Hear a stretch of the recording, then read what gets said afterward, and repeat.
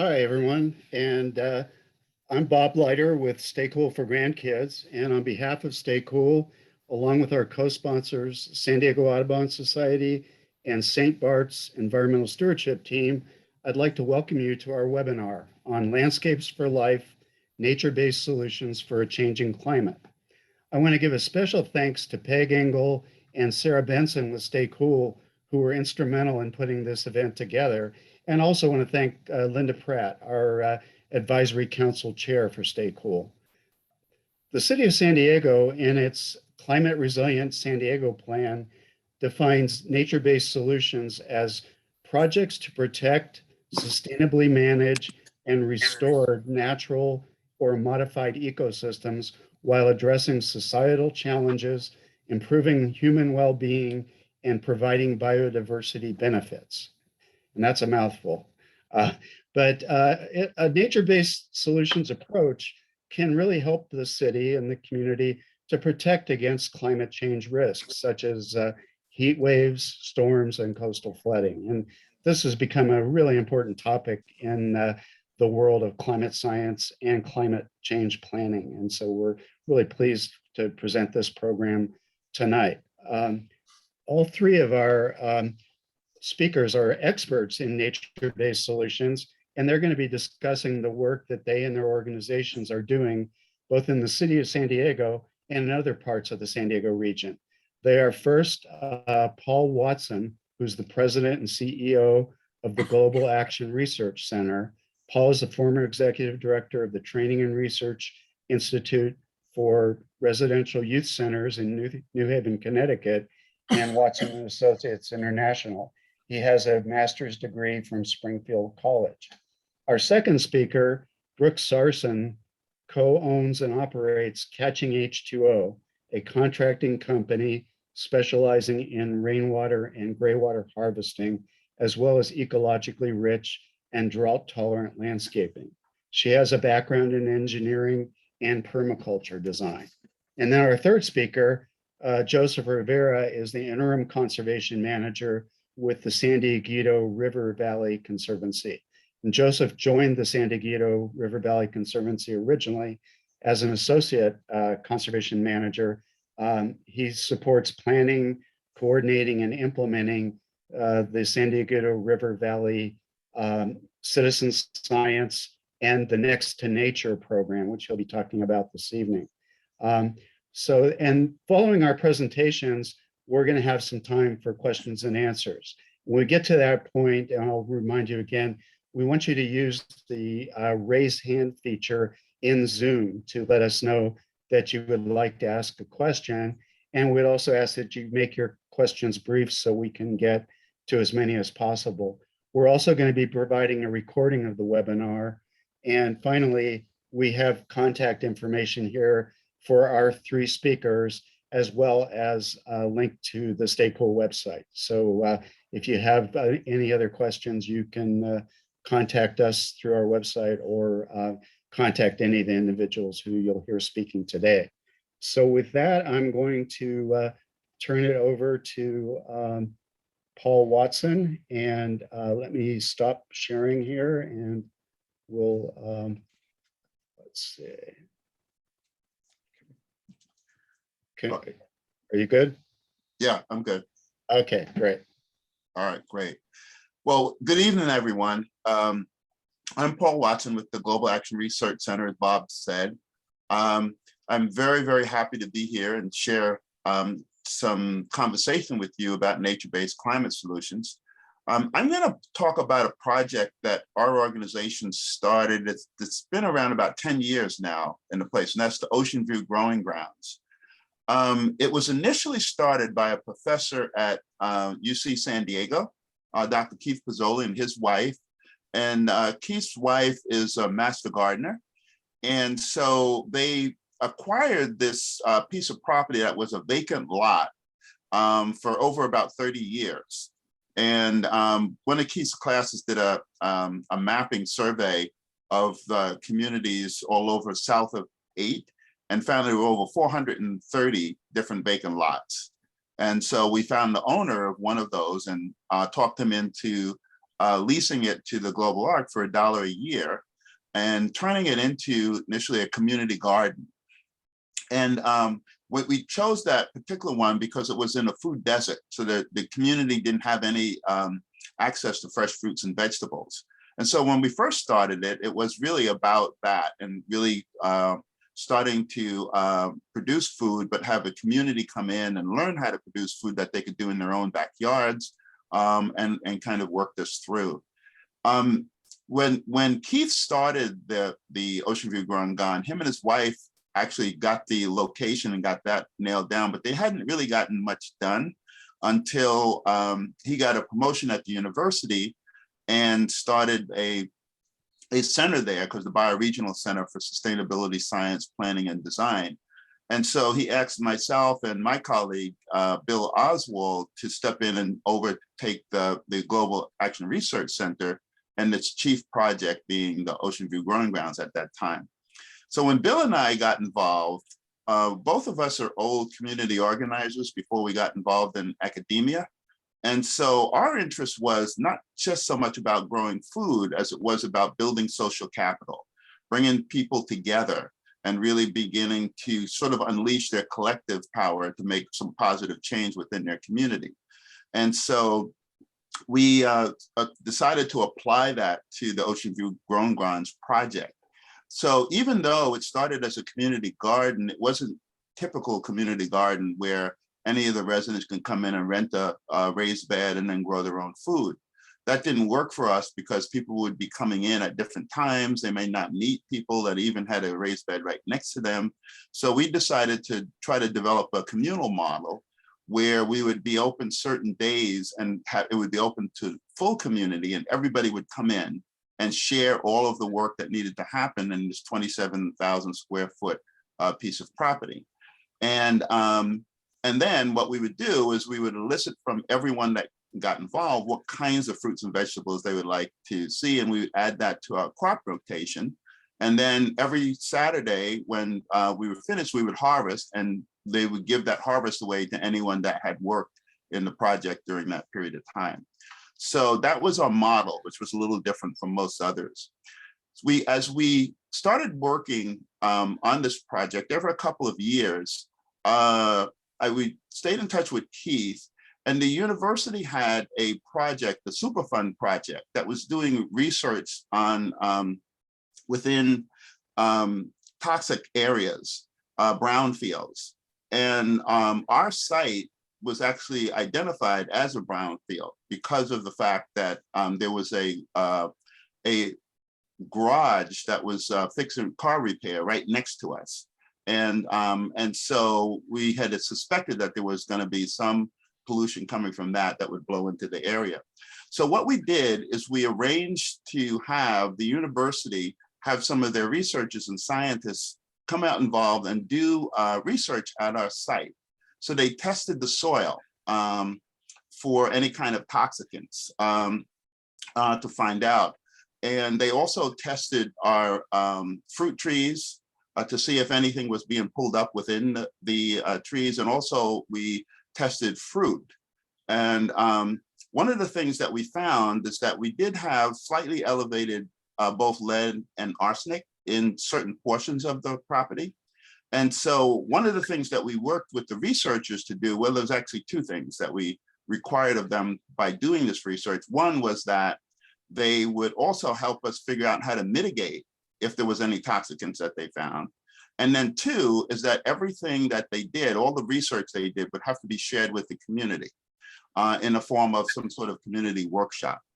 And so they helped us to figure out how to mitigate that. And we then worked on doing these workshops within the community as well around the various things that we did, as well as other kinds of things like rainwater harvesting. We built a bioswale there. We had a food forest, actually two of those, and also an orchard, and then raised bed places.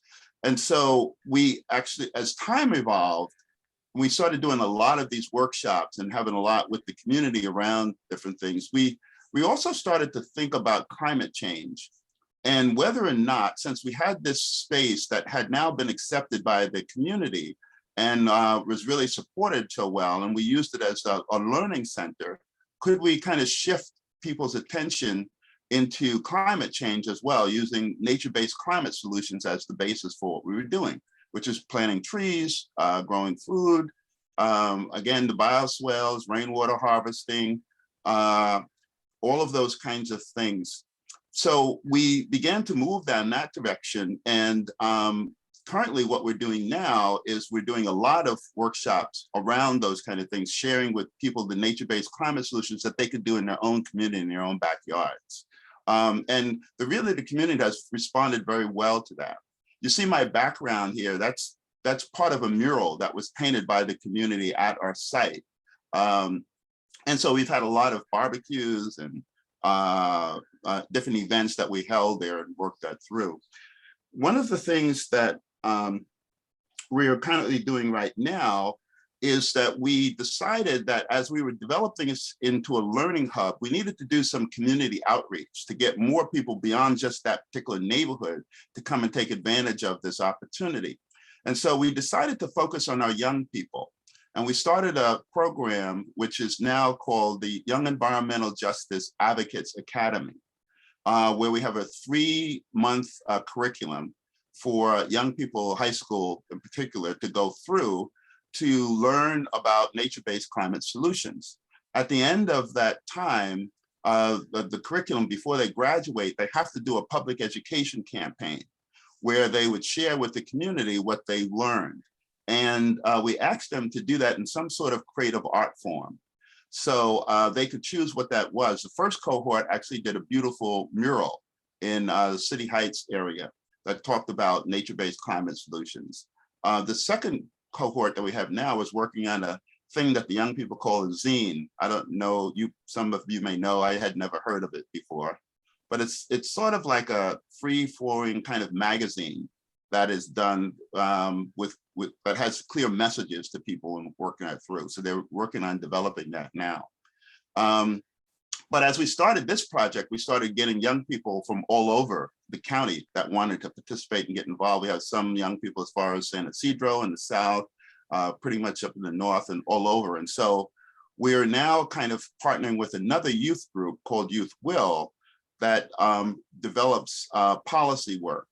And so what we're having the young people do is understand the different issues related to nature-based climate solution and climate change, and then developing some policy areas that they may want to then put forward in regard to Youth Will. So that's become a very nice partnership that we're going on with now. So let me see, I got a few more minutes. So I think one of the things that has really happened as a result of this was that we are now getting a lot of different kind of community groups and environmental groups that are really coming to Ocean View Growing Grounds to actually learn and participate in what we're doing. It's a tremendous thing because we've got, if you ever come there, you'll see we have about 35 or 40 different banana trees there that are growing bananas. All of those were donated by people in the community. We have a very nice succulent garden, which we're setting up as a kind of a meditation area for some of the elderly folks that want to come and be out in nature, but they can't really be digging in the ground and spending time there. And so we have this area that has these beautiful succulents, all of which were donated by people in the community. So it's become a place where people are coming to share any knowledge they may have about urban agriculture, just to meet and socialize with other people. We've had some really great things. We've had over about 300 to 400 university students that have come in and volunteered their time, done class projects there. And we've been able to have them working side by side with some of the local high school youth, and they could share different aspirations about college life and what that's all about. So it's really been this kind of nurturing place now for different kinds of relationships, better understanding about our climate, how we need to take care of that and be stewards of it, as well as the core piece of what we do, which is about food and agriculture, growing food. We've just started recently also doing what we call healthy family nights, where we've had different cultural groups come in and prepare low-cost, nutritious meals.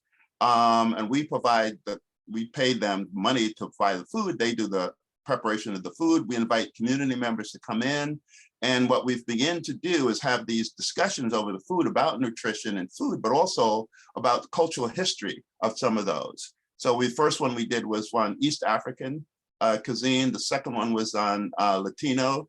The third one was on African-American soul food, which was hard to find healthy dishes there, but we did.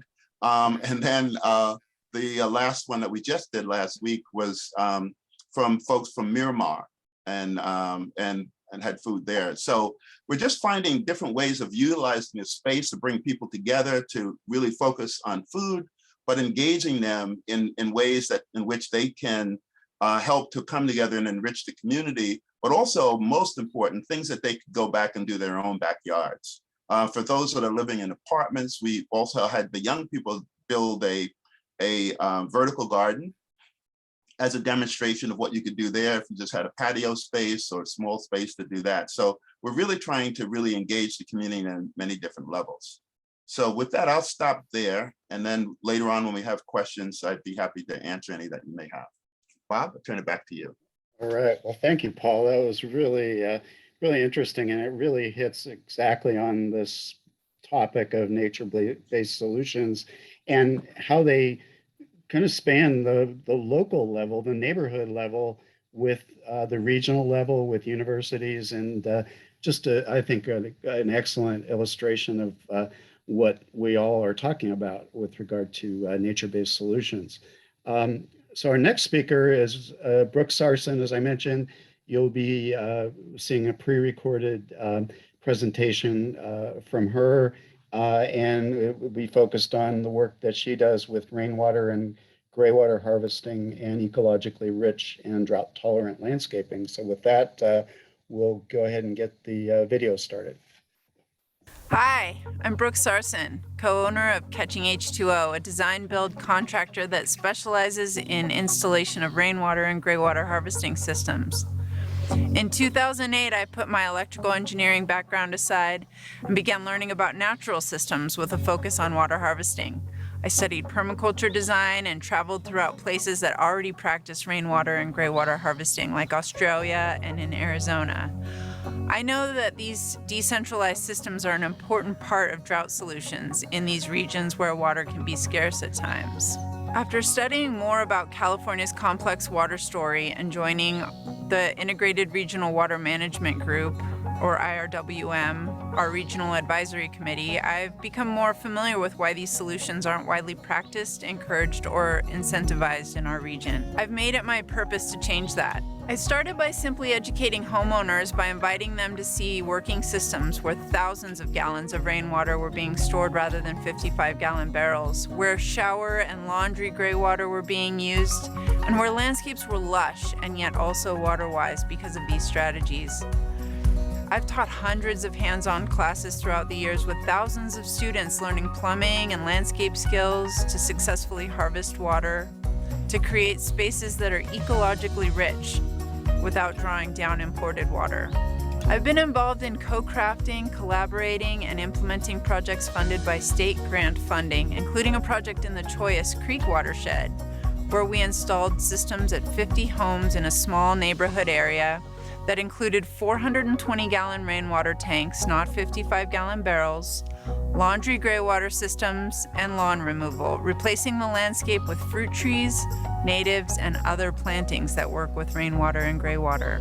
Another project on San Diego's largest watershed, the San Luis Rey Watershed, took my team and I from the ocean to the furthest reaches of the county, installing 20 greywater systems and hosting 2 rainwater and greywater workshops as a pilot project for a Fish and Wildlife grant.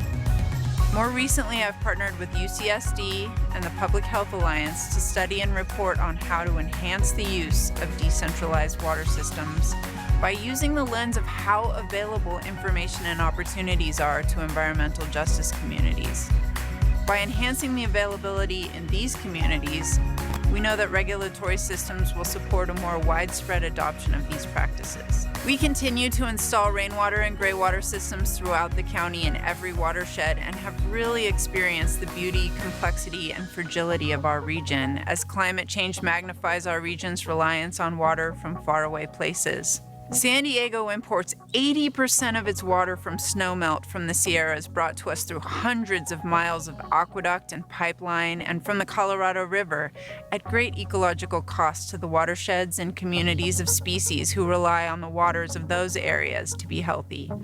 Meanwhile, we've paved over much of our natural landscape through urban San Diego, causing billions of gallons of rainwater to wash directly throughout our storm drains out to the ocean, polluted.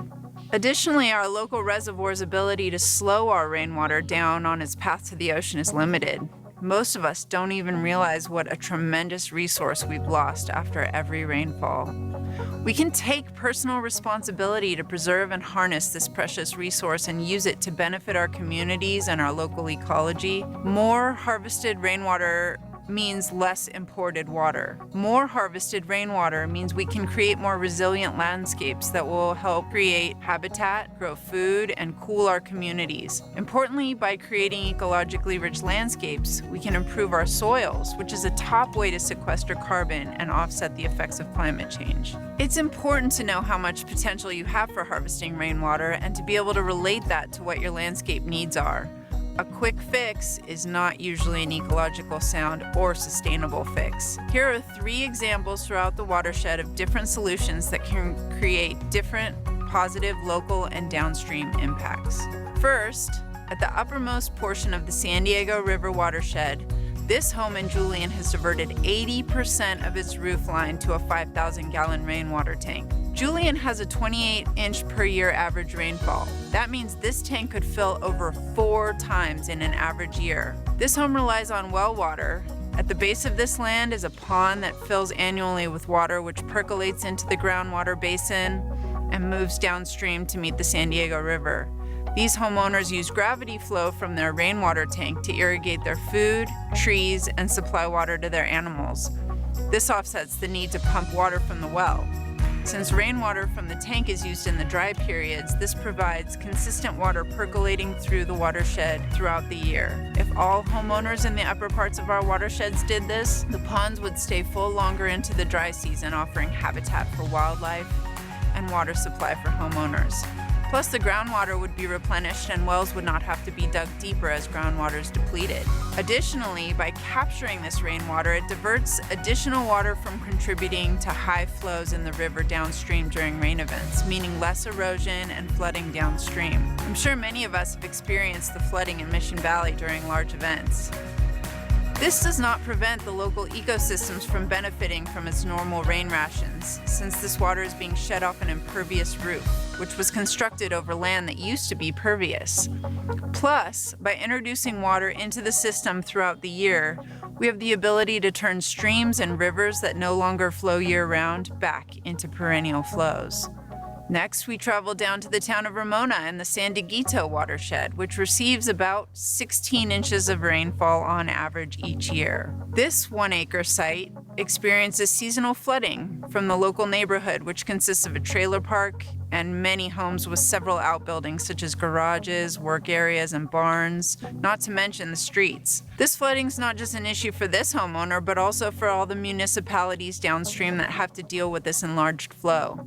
Towns and watershed organizations need to continuously clean and enlarge storm drains to maintain flow. This homeowner agreed to reshape their land to harvest hundreds of thousands of gallons a year of rainwater. As the water flows through the site, it is slowed down by 3 large swales and a swale that connects them, which creates an overflow path for the water to an existing storm drain. Water pools in these mulch-filled swales where it is able to soak in instead of rush off-site. By seeding the landscape with wildflowers and other soil-building seeds and planting native and food-bearing trees, the soil has improved tenfold in less than a year, and the shade and wildlife habitat will continue to add benefits to this neighborhood. Finally, at the end of the Carlsbad watershed, close to the ocean in Carlsbad, we have 2 great examples of how homes can use rainwater and greywater strategies to eliminate storm drain pollution and flooding in their neighborhoods. This helps keep our oceans cleaner, which is critical for these surfing families. Plus, by using Greywater, these homes make sure this imported water is put to use more than once and are growing food for their families. Our first home was built with rainwater and Greywater harvesting in mind. This family was able to incorporate smart ways to harvest as much water off their roof as possible in a 5,000-gallon tank, which they proudly placed in their front yard. Carlsbad only receives about 10 inches of rainfall annually, which means this tank could still be filled 4 times during an average year from this roof. Because of storm drain compliance rules, they were going to have to manage their stormwater on site anyway, but now their invested dollars allow them to have a tremendous resource. Meanwhile, all the gray water from the home goes into a surge tank and is distributed through simple flood irrigation to a vegetated area in the front yard. The rainwater and gray water work together to produce food, wildlife habitat, and beauty to the residents. Meanwhile, at their neighbor's house a couple doors down, we didn't have the luxury of building water harvesting into the design since the house was already built.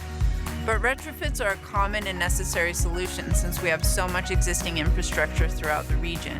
These homeowners are storing 3,000 gallons of rainwater, which is a small fraction of what they can capture for their veggie garden, and using all their shower and laundry water to feed their existing avocado orchard. They've included some clever ways of keeping as much water on site as possible by creating large basins to catch any surface flow and overflow from the rainwater tanks. And they've added mulch and even larger woody areas, which will hold moisture longer into the dry season. Mulch is an important part of these strategies since it acts like a sponge and holds water in place rather than allowing it to flow off-site once the soil is saturated. Besides implementing these strategies for their own purposes, these homeowners use similar strategies with the purpose of alleviating neighborhood flooding down their street. The silt and sediment that flows from everyone's yards during moderate and large events creates a mess for anyone traveling on this road. Since they're at the top of the street, they like the idea of starting to slow the flow of water from the road using their property. So basins were created in the land adjacent to the street,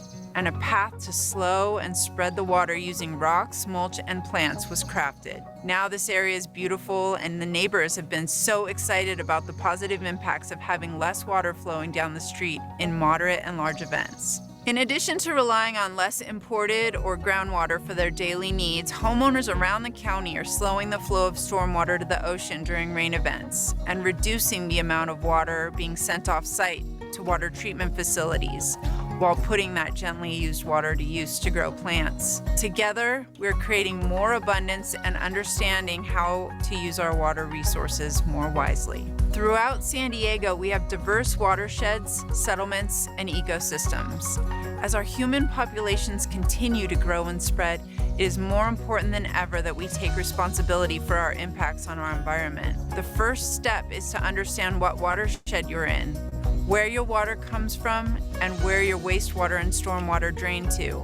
Once you begin to understand what your impact is, you can start to consider how to minimize your negative impact by reducing how much water you're using indoors and maximizing your beneficial impact by keeping rainwater on site during rain events and planting plants that work with the gray water and rainwater available at your site. San Diego is such a special place, and we want to ensure that it is a rich place for our children and generations to come.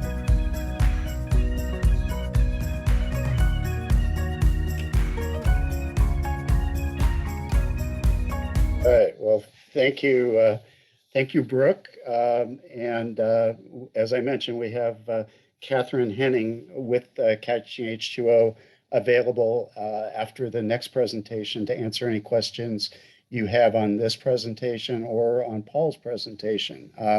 And I just want to mention, and kind of helping you connect the dots between these presentations, that Brook Sarson and the folks at Catching H2O actually have worked with Paul Watson and his team on work related to the Integrated Regional Water Management Program, Disadvantaged Community Grant Program. And so Paul has been working with this group to provide advice on how the San Diego County Water Authority and other water purveyors can get grant funding into the hands of local community organizations to do the kinds of things that you saw described here. And one specific project that Brook alluded to was in the Choyas Creek watershed, where about 50 homes in a disadvantaged neighborhood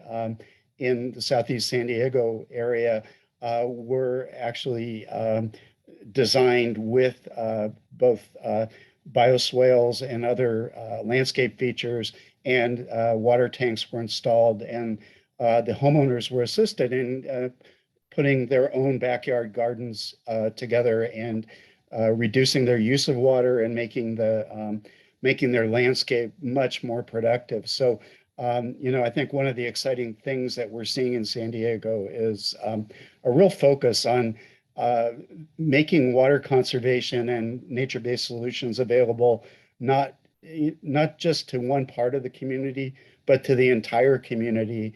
And this is really starting to pay off. So I think um, as we get into Q&A, you may have more questions about that.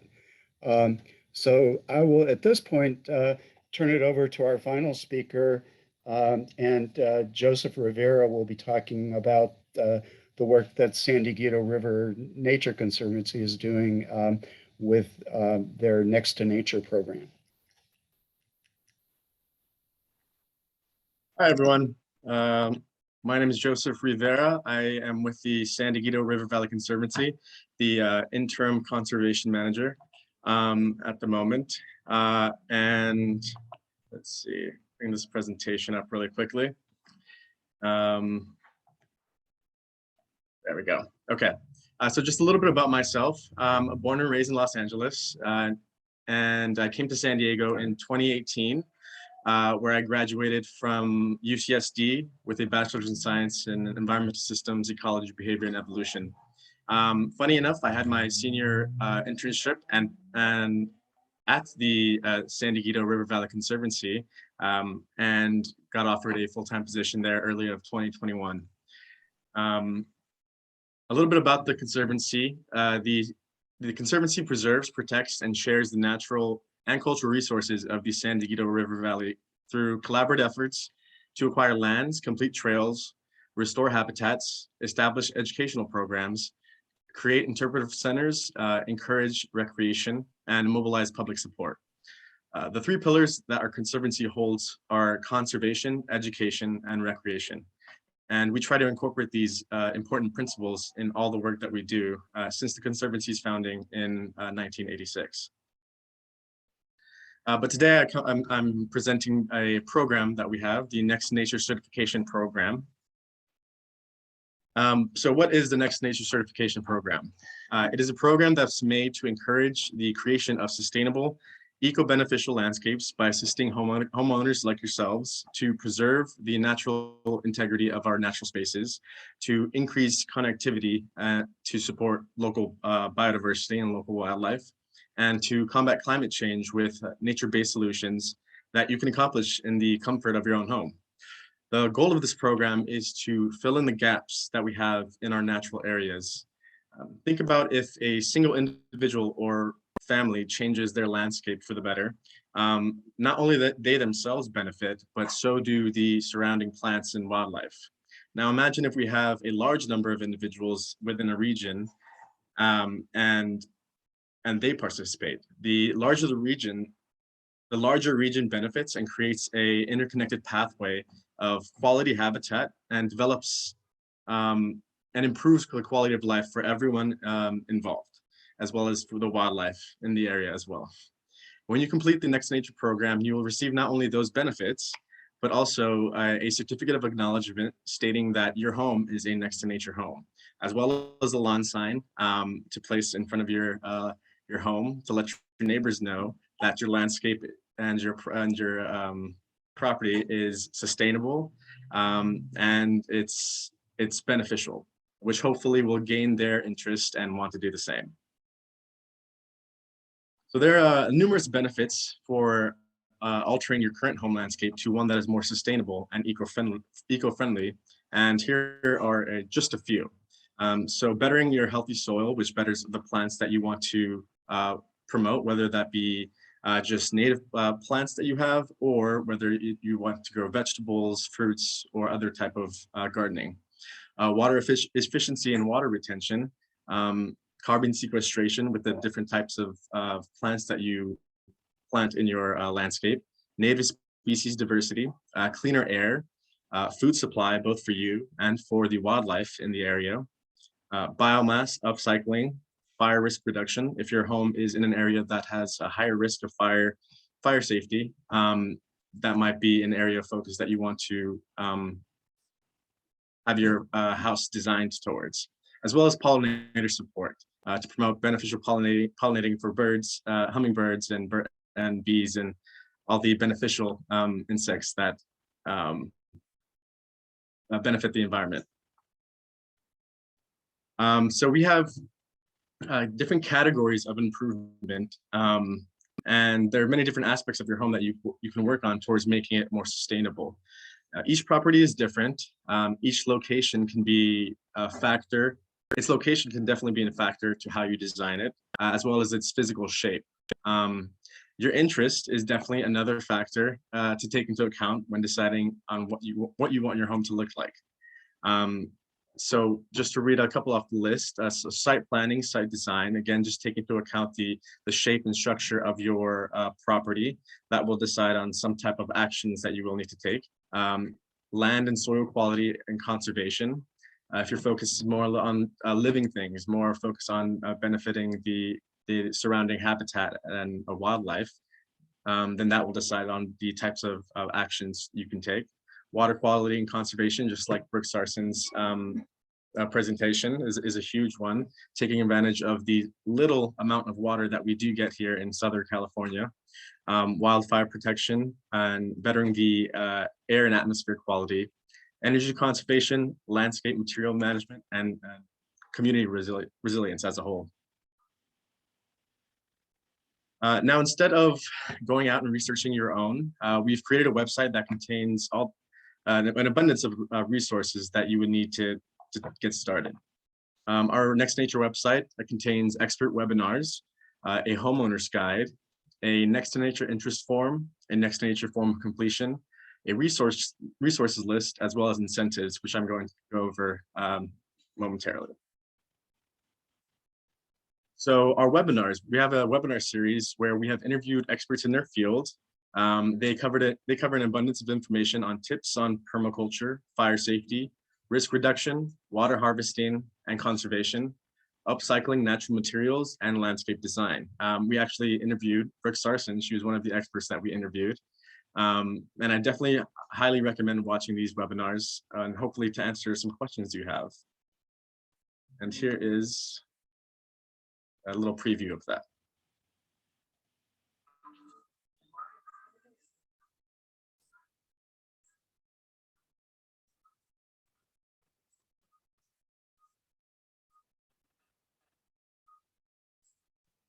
Joseph, the audio is not coming through for us.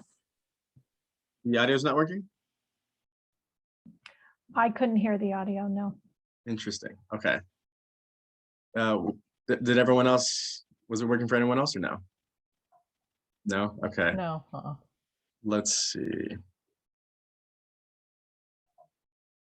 There may be a box on the lower right, left-hand corner that you need to click. If you can see that on your screen. Let me try this. Let me know if it works. No? Can you hear it? No? Okay. I'm not quite sure why that is. But in any case, it's just previews of the webinars that we have. Let's see.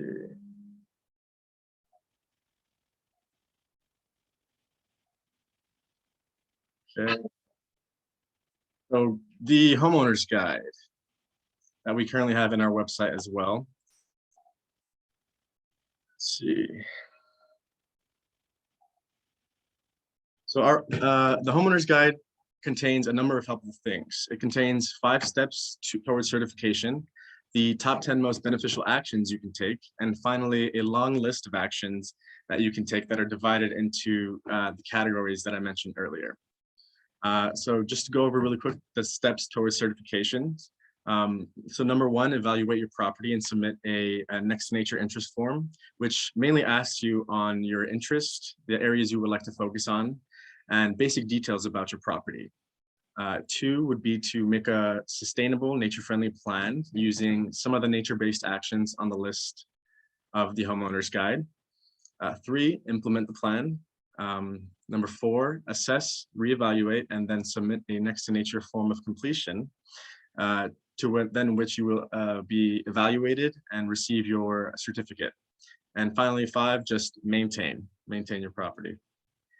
The homeowner's guide, as I mentioned, has the top 10 most beneficial actions that one can take towards turning their home into a next to nature home. Because each action on this list is multi-beneficial, meaning they touch on multiple categories of improvement that I mentioned earlier. Just to name a few, you can plant native plant species, native trees, or drought-tolerant plants. You can use water conservation techniques to harvest rainwater and other forms of reusable water like Greywater.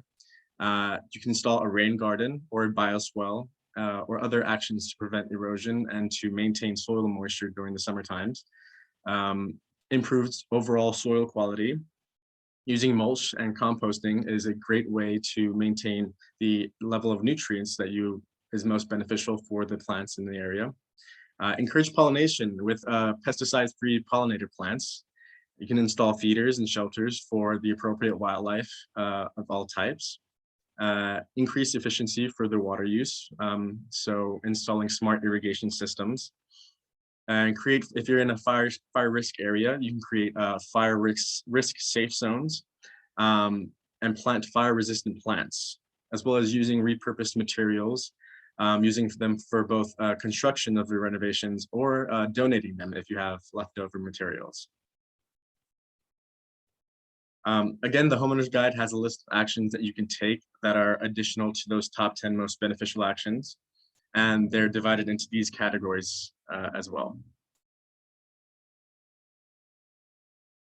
So we have a list of resources as well on our website. It's available completely to you, saving you the need to go out and do your own research. The resources are, again, divided in the same categories. Some of these resources have how-to tutorials. They provide constant consultations and other additional services. And just a few off those lists, the American Society of Landscape, Association of Professional Landscape Designers, the California chapter, California Native Plant Society, Catching H2O from Brook Sarson, Landscape for Wildlife, Master Gardener Association is a great resource as well, the Water Conservation Garden, CAL FIRE's Prepare for Wildlife Safety, and Lumbercycle. So these are just a few of the resources that are open and available to you. And on our website, we also have a document that lists some of the incentives to join the Next to Nature certification program. I know that the benefits from making your landscape more sustainable are enough to help you take action, but just in case, we do have support from Hunter Industries, which is a company that is willing to provide discounts on sprinkler and smart irrigation systems, as well as some lighting products. As well as from the County of San Diego, which they have a waterscape rebate program, which you can get money back from some of the actions that you take towards enhancing your landscape. Just to name a few, turf replacement, you can get $4 square foot right now. Edscaping, smart controllers, all these actions that you can take towards your property, the county will give a rebate back. And they also provide a water smart checkup, which is a free landscape audit towards the water systems in your area. And that is it. That completes my presentation. Hopefully this gives you just additional ideas on some nature-based solutions that you can take to turn your home into a next to nature home. And if you have any questions, you can contact me via email or by my number directly. And thank you. Thank you. Thanks a lot, Joseph. And again, just connecting the dots, I think one of the things I was most impressed about with this program, having just learned about it fairly recently, was actually attending an event that San Diego River Valley Conservancy held at the Sykes Adobe. And that is a beautiful site on the San Diego River near I-15, where a historic adobe has been preserved. And as part of that project of restoration, they also created native plant gardens, vegetable gardens, fruit orchards. All of the things that you've heard about this evening are in what I would call a demonstration project. And it includes not only what works, but they're willing to share with you things that don't work, like the fact that they have squirrels that come in and attack the fruit orchards. And you should see some of the installations that they've done to try to keep those darn squirrels from eating all the apricots and nectarines. So these folks are walking the walk and talking the talk. And the event I attended, several of the speakers who had produced webinars for this program were at the event and got to talk to them firsthand about their experience and what they can recommend to folks like yourselves who might be thinking about doing any or all of these things. So again, I think all three of the speakers have talked about programs that I think are really exactly what the city of San Diego has talked about in its climate resilience program, nature-based solutions that make sense in your own backyard, in your neighborhood, in your community, and that connect with the watersheds and other larger scale systems that we all put a lot of value into. And so with that, I'm going to entertain some questions. And let's see now, Sarah, where will I see the list of folks that would like to ask questions? Or do we have any questions up to this point? We have not had anybody raise their hand yet, but anybody is welcome to do that or to unmute themselves and throw a question our way. Right. So who wants to jump in first?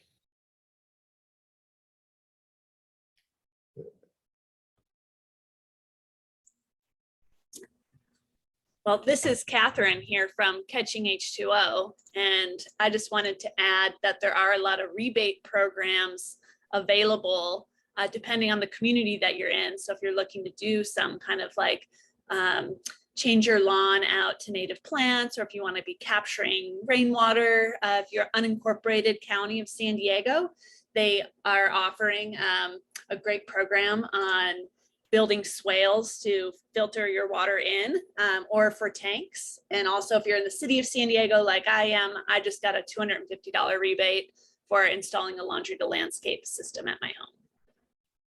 Thank you. And I'll just add also about 3 years ago, my wife and I re-landscaped our home. We live on about a third of an acre in Poway. And the city of Poway is one of the cities that sponsors rebate programs that are actually managed by the Metropolitan Water District. And so in our case, we took out about 2,000 square feet of lawn and replaced it with native plants and companion plants, as well as bioswales. And we received rebates of $2 a square foot, and I was really impressed to see now that's up to $4 a square foot. That really makes a difference when you're putting together a budget for a re-landscape, and at the same time, you're really benefiting the environment. So if any of you are interested, I'd be happy to share with you my experience. And I also have two of those big 1,500 gallon tanks in my backyard that collect water from my roof. And when it ever rains again, those will fill up. So we're looking, we really think it's been a good investment, but we'll think it's an even better investment once we have a rainy season or two. So with that, let me see who else. Peg Ingle has a question. Peg, why don't you go ahead? Yeah, hi. I just wanted to, oh gosh, I'm getting feedback here. Sorry.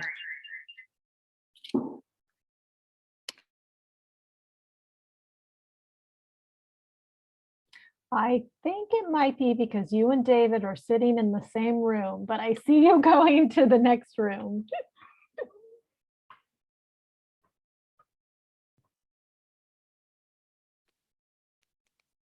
Really sorry about that. Everybody's ears okay? I wanted to ask Paul, are the Ocean View growing grounds sort of like available for hours or times when it would be okay to just drop by and see what all you're doing there?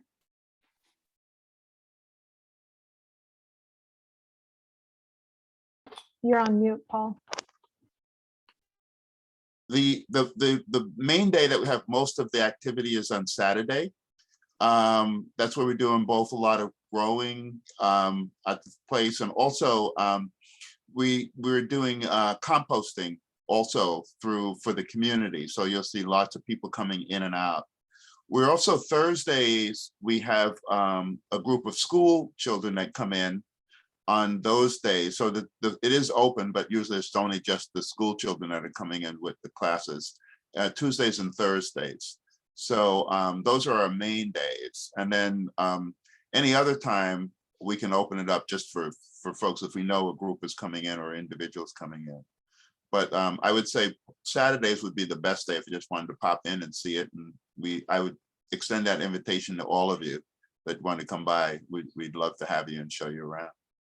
And Paul, just a follow up, if we wanted to put together a little field trip with some members of Stay Cool and say the St. Bart's environmental stewardship team to kind of see what you're doing and have folks like yourself explain, some of the things that you've been working on, we could probably arrange something like that as well, right? Yeah, and we could do that any day. Just let me know when you want to, when we'd open up for a group. That'd be great. I think everybody would be very impressed when they see what's going on there. All right, great. Thank you. Other questions? I'm reading a question now. It's in the chat. It's from Rita Clement. And she says, I live in the East Lake part of Chula Vista in a condo complex next to the 125 toll road. How do I get a rainwater collection? So this would be obviously not just for her condo, but for the condo complex, I'm assuming.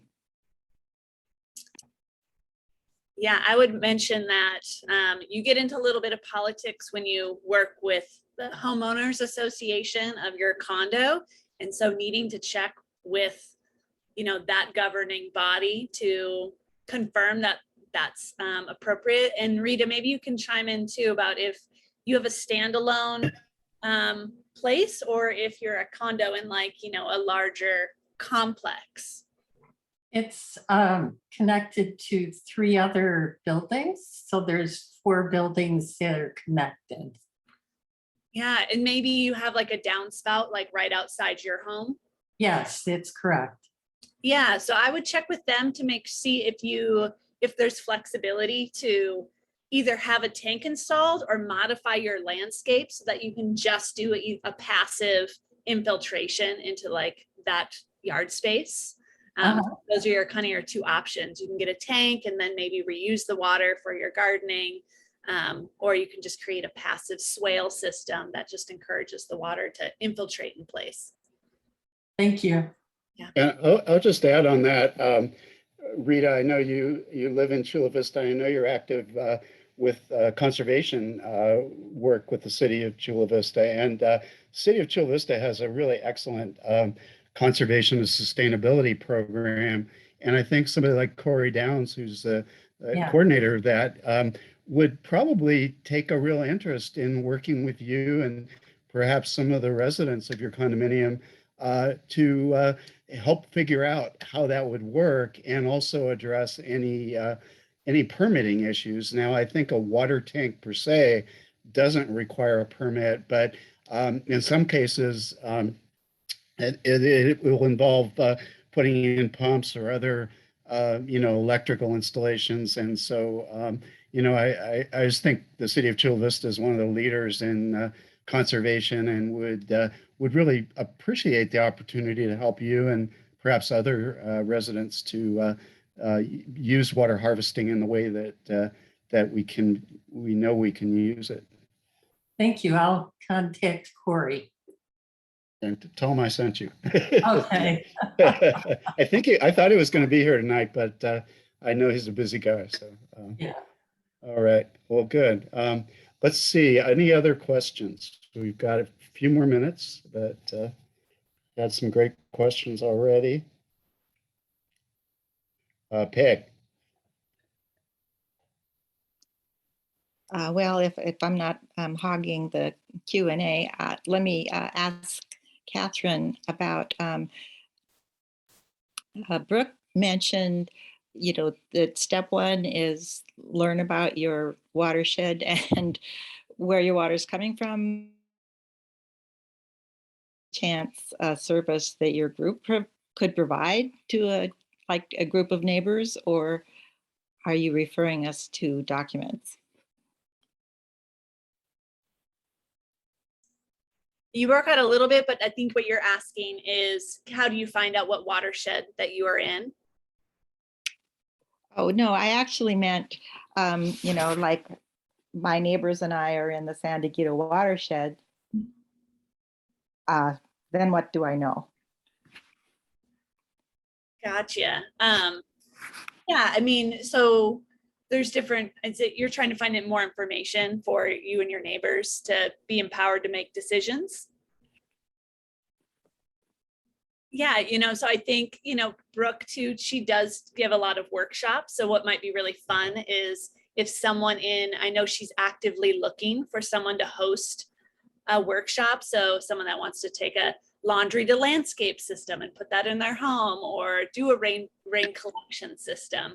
Like, that's a really fun way to, get people together and teach. And so she is looking for hosts. And so if you hop on our website, you could submit in the contact us form that you're interested in hosting. And, you can make that private or it could be public. And there's some options there. It's really fun to get hands-on too with plumbing and tools. And so she's really great at getting people engaged.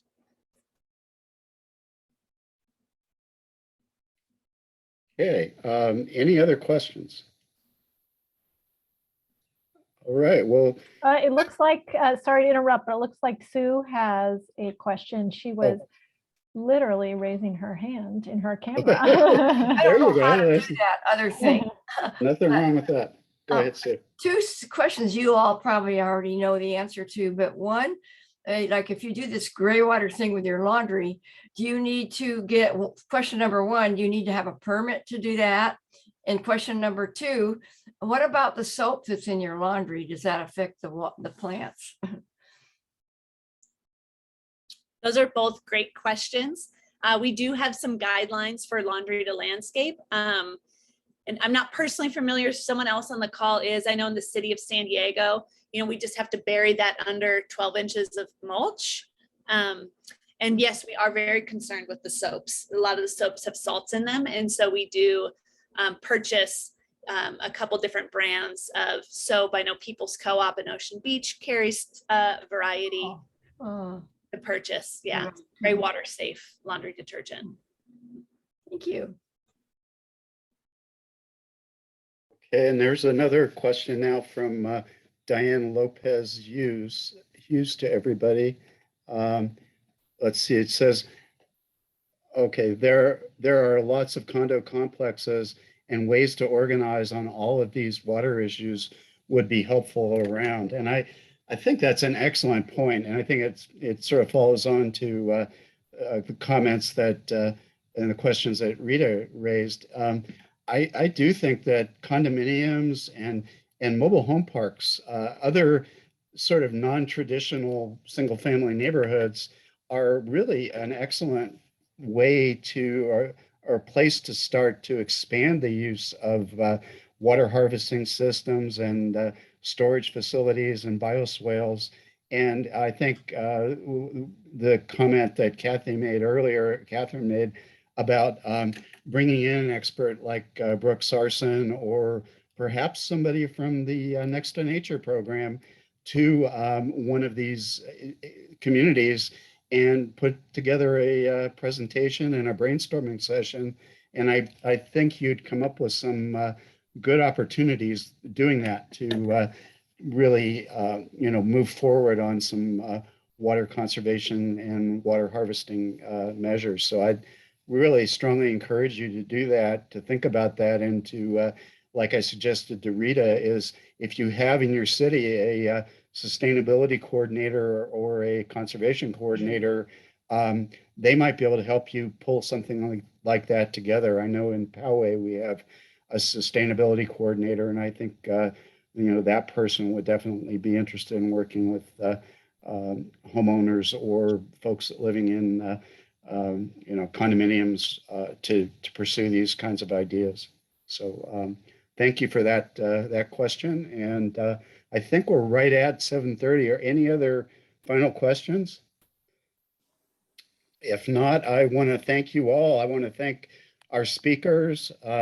I want to thank Catherine, who has helped kind of explain some of the things that Brooke talked about in her presentation, and also want to thank you, the audience, for some great questions. And as I mentioned before, we've recorded this session.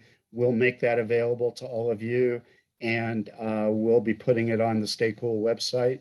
And if you have more questions, you know who to talk to. And I think you'll be thinking about this presentation for a while. I think it's really going to trigger some good ideas, and we're really happy to see that here at Stay Cool. This is the kind of thing we really want to promote. So thank you all, and have a good evening.